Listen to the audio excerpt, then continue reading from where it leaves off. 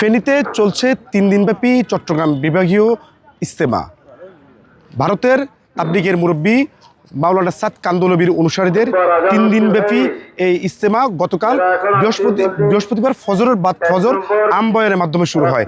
আমরা এই মুহূর্তে আছি ফেনী পৌরসভার রানীরহাট এলাকার লাতুমিয়া ব্রিকফিল্ড এলাকায়, যেখানে গতকাল ফজরের পরে আমবয়ানের মাধ্যমে 3 দিনব্যাপী এই বিভাগীয় ইজতেমা শুরু হয়, যেখানে অংশ নিয়েছেন চট্টগ্রাম বিভাগের 11টি জেলা, চট্টগ্রাম, লক্ষ্মীপুর, নোয়াখালী, ফেনী, চাঁদপুর, কুমিল্লা, বিবাড়িয়া সহ মোট 11টি জেলার মুসল্লিরা এখানে অংশ নিয়েছেন, যারা মূলত গত আগামী 1 বছর ধরে চট্টগ্রাম বিভাগ কিংবা সারা দেশে তাবলিগের যে মেসেজ, তাবলিগের যে এই বাণী, সেই বাণীটি ছড়িয়ে দেওয়ার জন্য যে দিক নির্দেশনা, সেই ধরনের দিক নির্দেশনা এই ধরনের ইজতেমা থেকে মূলত মুরব্বীরা দিয়ে থাকেন।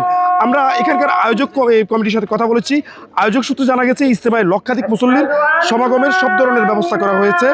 আগত মুসল্লিদের জন্য রানীরহাট এলাকার এই মাঠ জুড়ে সামিয়ানা টাঙানো হয়েছে, পানির লাইন, বিদ্যুৎ সংযোগ, সাইকেল গ্যারেজ সহ বিভিন্ন অবকাঠামো তৈরি করা হয়েছে। বিশাল আয়তনের এই মাঠে দূর দূরান্ত থেকে ধর্মপ্রাণ মুসল্লিরা সামিয়ানার নিচে এসে অবস্থান করছেন।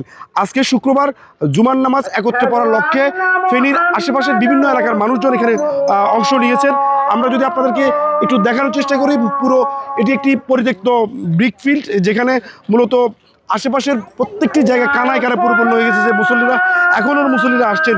কিছুক্ষণ পরে জুমার নামাজের খুতবা হবে এবং এরপরে একত্রে জুমার নামাজ পড়ে মুনাজাত হবে। এই যে মুনাজাতে সামিল হওয়ার জন্য অনেকে আসলে এই ইজতেমা ময়দানে এসে উপস্থিত হচ্ছেন। আমরা এখানকার আয়োজক কমিটির কাছ থেকে যেমনটি জেনেছি, এখানে মুসল্লিদের পানির ব্যবস্থা করার জন্য ফেনী পৌরসভা থেকে পর্যাপ্ত ব্যবস্থা করা হয়েছে এবং প্রশাসনের পক্ষ থেকে নিরাপত্তা জোরদার করার একাধিক টিমকে আমরা এখানে দেখেছি। এছাড়া ইজতেমা কর্তৃপক্ষের পক্ষ থেকে 200 জন স্বেচ্ছাসেবক মুসল্লিদের সেবার জন্য বা শৃঙ্খলার জন্য কাজ করছেন। আগামীকাল শনিবার আখেরি মোনাজাতের মাধ্যমে শেষ হবে মাওলানা সাদ কান্দলবির অনুসারীদের এই 3 দিনব্যাপী বিভাগীয় ইজতেমা।